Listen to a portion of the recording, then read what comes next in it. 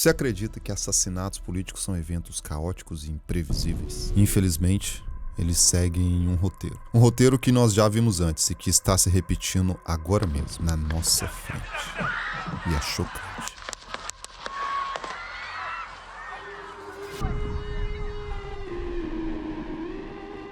Em 10 de setembro de 2025, um influenciador conservador conhecido apenas como Charlie Kirk, ele foi assassinado diante de uma multidão, na frente de várias câmeras. Parece um fato isolado, mais um episódio trágico de violência política.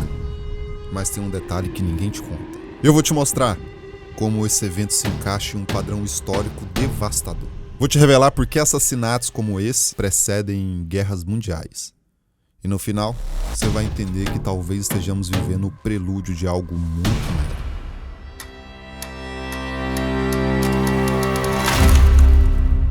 Vamos começar do básico. O que realmente aconteceu com Kirk? Kirk era o fundador de uma organização conservadora que mobilizava jovens em universidade. Aos 18 anos, ele abandonou a faculdade para se dedicar integralmente ao ativismo. Ele era um nacionalista cristão, aliado próximo de movimentos populistas, conhecido por posições controversas sobre imigração, direitos civis e teorias conspiratórias. Ele tinha apenas 31 anos quando ele morreu. Deixou a esposa e 2 filhos pequenos. De um adolescente comum do subúrbio de Chicago, tornou-se o rosto mais conhecido da direita americana. Sua organização estava presente em centenas de campos universitários. Em setembro de 2025, quando discursava na Universidade do Vale de Utah, respondendo sobre quantos atiradores em massa existiam nos Estados Unidos nos últimos 10 anos. Ironia do destino, um tiro certeiro no pescoço. Matou instantaneamente. O atirador disparou de um telhado a 180 metros de distância. 3.000 pessoas assistiram. A imagem circularam as redes sociais em segundos. Trump ordenou bandeira de meio mastro por 4 dias e prometeu medalha presidencial da liberdade. O grande e até lendário Kirk está morto, disse o presidente. Mas aqui que a coisa fica assustadora. Esse não é um caso isolado, é um padrão.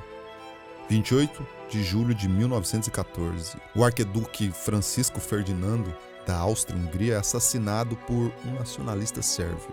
Um tiro, uma morte, um estopim. 5 semanas depois, a Europa estava em guerra total. Assassinatos políticos não acontecem do vácuo.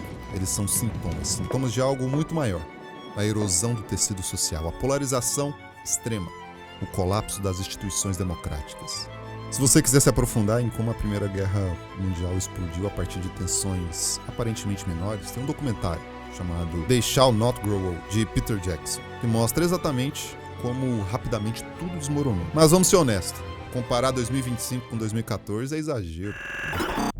Errado. E eu vou te provar. Aqui é onde a nossa história realmente começa, porque o que aconteceu com Kirk não é apenas parecido com o que aconteceu em Sarajevo.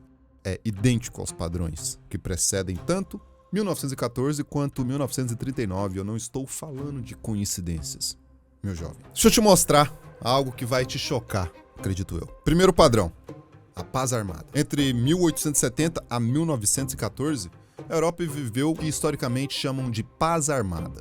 Um período de tensão latente, corrida armamentista, alianças rígidas. Todo mundo se preparando para uma guerra que nunca ia acontecer. Hoje, os gastos militares globais atingiram 2,4 trilhões de dólares em 2023. China modernizando seu arsenal nuclear, Rússia desenvolvendo armas hipersônicas, os Estados Unidos criando uma força espacial. Como disse o historiador Christopher Clark, a Europa de 1914 era um barril de pólvora esperando uma fagulhinha. Segundo padrão, a erosão das instituições.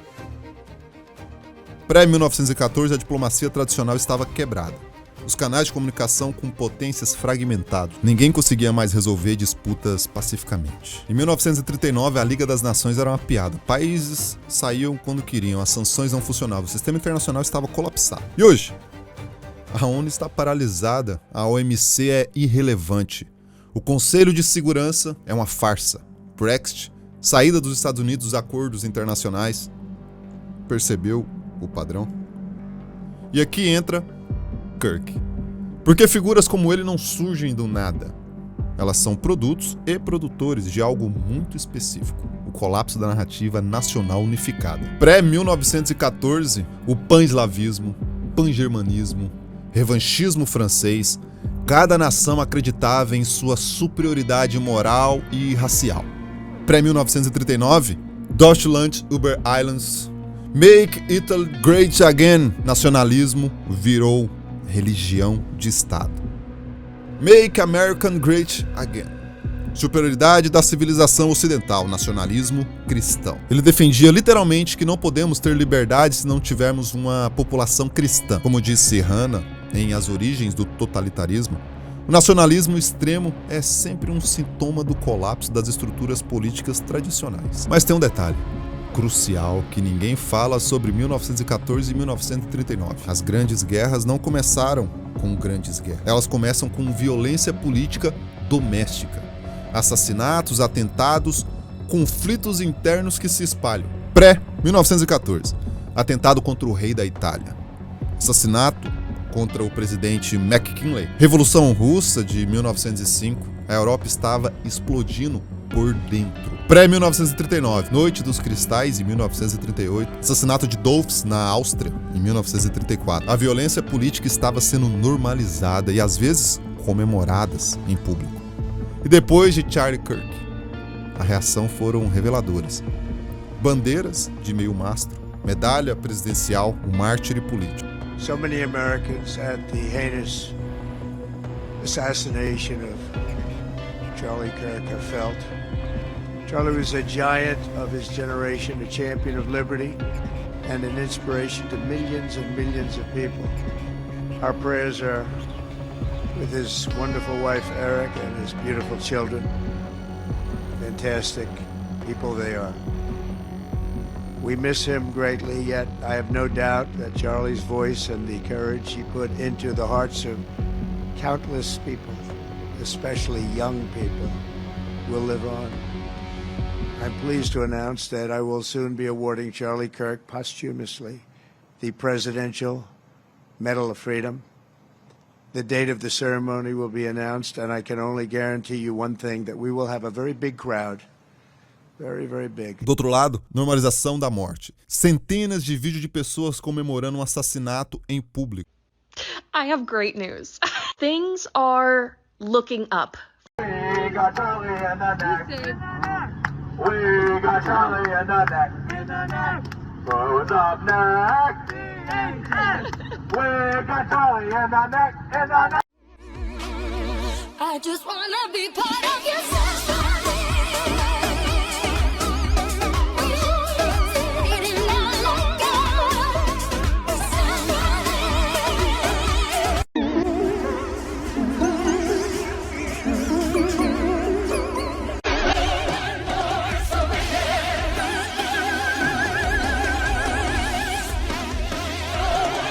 Live by the sword, die by the sword.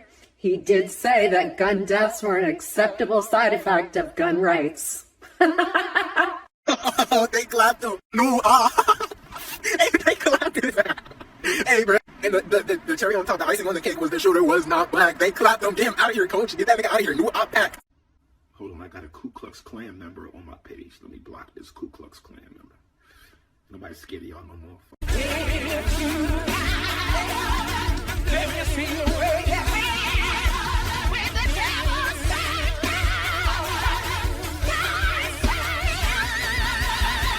Sabe o que aconteceu após o assassinato do arquiduque em 1914? Exato. O mesmo ritual de martírio político. E aqui chegamos ao ponto que vai te deixar acordado a noite toda. Porque talvez não seja quando a próxima guerra mundial vai começar. Talvez ela já tenha começado. Os especialistas chamam de guerra não cinética. Guerra através da economia, cyberespaço, desinformação, proxies. Guerra sem declaração formal. China contra os Estados Unidos. Guerra comercial, disputa tecnológica. Rússia contra o Ocidente. Ucrânia, interferência eleitoral. Guerra informacional. Irã contra Israel. Proxies no Líbano, Síria, Gaza. E Charles Kirk estava no centro de tudo isso. Um soldado nessa guerra informacional. Espalhando teorias, mobilizando jovens, polarizando a sociedade. Seu assassinato pode sim ter sido Franz Ferdinand de 2025. Mas tem algo que eu não posso deixar de abordar. Esse fenômeno não está acontecendo só lá fora. Aqui, no nosso Brasilzão de meu Deus, O cenário também tem se tornado cada vez mais tenso. Os paralelos são muito preocupantes. A polarização política brasileira atingiu níveis que não haviam desde a redemocratização. Famílias divididas por questões políticas, violências em atos públicos, ataques a instituições democráticas, discurso de ódio político se normalizou. Ameaça contra ministro do Supremo, tensões entre os poderes, a linguagem de guerra civil entrando no vocabulário político cotidiano. 2018, atentado contra Bolsonaro durante a campanha. 2023, ataque às instituições. 2024, 2025, escalada contínua de tensões. Sabe o que é mais assustador? É que seguimos o mesmo roteiro, da mesma escalada. Os mesmos padrões que identificamos nos períodos pré-guerra mundial. Elon Musk contra Alexandre de Moraes. Questionamento de legitimidade eleitoral, milícias digitais, tentativas de golpe. O Brasil não está imune a essa dinâmica global, muito pelo contrário. Nós estamos inseridos nela, de cabeça. Mas aqui vem uma pergunta fundamental. Como romper esse ciclo? E a minha resposta muito honesta para você é: talvez não dá mais. Porque os dados e informações que estão chegando são brutais. Eles apontam para uma direção inevitável. Na Alemanha, mais de 10 mil ataques políticos foram realizados nos últimos anos, com 6 políticos do partido AfD, Alternativa para a Alemanha, sendo assassinados nas últimas semanas. 6 políticos. 6 políticos. E a mídia mal noticiou. Provavelmente você não sabia disso. Nos Estados Unidos, os tiroteios nas escolas atingiram um recorde histórico. Em 2024, 418 atentados. Isso é mais do que um por dia no ano inteiro. Uma geração inteira crescendo, normalizando a violência. Na França, Marine Le Pen recebe em média 200 ameaças de mortes por mês. Na Itália, Giorgia Meloni precisa de escolta militar 24 horas por dia. E sabe por que chegamos aqui? 3 fatores se combinaram para criar essa tempestade perfeita. Primeiro, as redes sociais criam máquinas de radicalização. Pessoas que jamais teriam coragem de ameaçar alguém na vida real passaram horas alimentando ódios virtuais. Algoritmos que premiam o extremismo. Câmeras de eco que transformam diferenças políticas em guerras existenciais. Segundo, a linguagem perdeu toda a sua precisão, e essa é a mais grave. Hoje tudo é fascismo ou comunismo. Todo desacordo político vira genocídio. Todo oponente é o Hitler. Quando você rotula metade do país inteiro como inimigo existencial da humanidade, o que você espera que aconteça? Violência, é claro. De um lado, você rotula alguém de fascista para poder dar um tiro nele. E agora o movimento é rotular alguém de comunista para dar um tiro nele. Em terceiro lugar, ideologias que promovem violência estão ganhando terreno. A extrema esquerda revolucionária está pregando que você está sendo explorado e só a revolta armada pode te libertar. Supremacia branca, que vê o mundo como uma guerra racial. Fundamentalismo religioso, que transforma a política em cruzadas sagradas. 3 máquinas de radicalização funcionando simultaneamente. O resultado? Uma sociedade onde assassinar opositores políticos virou aceitável e talvez uma arma de trabalho. Quando você analisa friamente os dados geopolíticos atuais, descobre algo perturbador. Já temos 2 conflitos regionais ativos. Rússia e Ucrânia, o Irã em sua guerra por procuração no Oriente Médio, e o terceiro teatro já está se formando, China mirando Taiwan. Sabe por que isso importa? Porque guerras mundiais não começam como guerras mundiais. Elas começam com conflitos regionais, que se conectam através de alianças. Em 1914, Áustria e Sérvia vira a Guerra Europeia. Depois, Mundial, quando a Grã-Bretanha entra. 1939, 3 conflitos regionais separados. Alemanha na Europa, Itália no Mediterrâneo e Japão na Ásia. Só viram Guerra Mundial quando os Estados Unidos entram, após Pearl Harbor. Agora vem a parte preocupante. Nos anos 30, o eixo Alemanha, Itália e Japão mal se coordenava. Em 1934, a Itália e a Alemanha estavam de lados opostos na crise austríaca. Até 1938, a Alemanha estava ajudando a China contra o Japão. Hoje temos um novo eixo, China, Rússia, Coreia do Norte e Irã. Totalmente integrado. Quem manda munições e soldados para a Rússia lutar contra a Ucrânia? Coreia do Norte. Quem alimenta a Coreia do Norte? A China. Quem compra petróleo iraniano sancionado? China. Quem compra o gás russo, que a Europa não compra mais? A China. Quem fornece equipamentos eletrônicos para manter a máquina de guerra russa? China. Do outro lado, a OTAN está fragmentada. A Europa é dividida sobre a Ucrânia. Estamos unidos, polarizados internamente. Democracias ocidentais brigando entre si. Quando o eixo agressor está mais unido que nunca e a aliança defensiva está se despedaçando, os incentivos para atacar se tornam irresistíveis. A violência política não está diminuindo, está acelerando, está se sistematizando. E aqui chegamos à minha conclusão perturbadora. Talvez estejamos além de um ponto de reversão pacífica. Eu não acredito mais em paz mundial para os próximos 20 anos. 1914 não foi interrompido por diálogo. 1939 não foi evitado por diplomacia. Ambos os conflitos só terminaram quando uma das partes foi completamente derrotada. Depois disso, quase 100 anos de paz. E talvez o mais perturbador seja admitir que isso seja exatamente o que está acontecendo agora. Uma escalada que só pode ser resolvida por meios definitivos. Porque quando Kirk foi morto, não houve choque real. Houve ritual político, bandeiras a meio mastro, medalha póstuma e vida normal no dia seguinte. Quando a morte de figuras políticas vira rotina, quando crianças crescem esperando tiroteios na escola, quando ameaças de morte se tornam parte do jogo político cotidiano, não estamos mais falando de uma sociedade que pode ser consertada com diálogos. Não.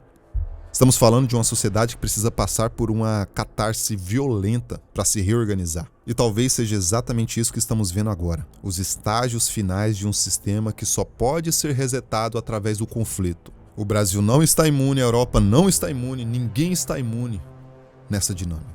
Porque quando não conseguimos falar sobre os problemas sem sermos mortos, o problema já se tornou irreversível. Lembra o que eu te disse no início? Que o assassinato político segue um roteiro? Agora você conhece esse roteiro.